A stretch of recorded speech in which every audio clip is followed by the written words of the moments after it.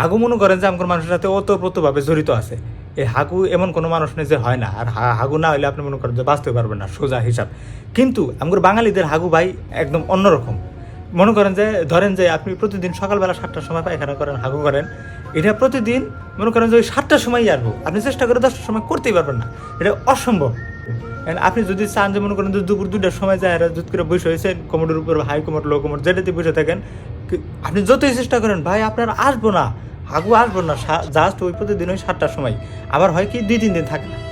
এটা নিয়ে মাঝে মাঝে আমরা চিন্তা করি এই 2-3 দিন যে হাগু হইতেছে না, আমার তো কোনো সমস্যা হইলো না, কোনো সমস্যা নাই। আবার 2-3 দিন পর হুট করে আবার হয়ে গেছে।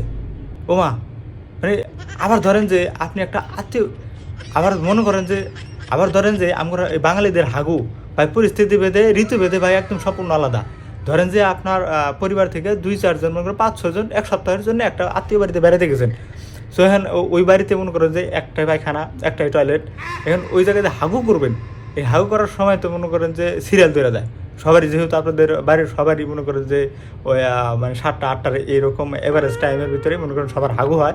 এখন আপনি মনে করেন যে কোনো মতে আপনি সিরিয়াল পাইলেন না, মানে 10টা-11টা বেজে গেছে, আপনি 10টা-11টার সময় মানে সেদিন সেরে নিলেন।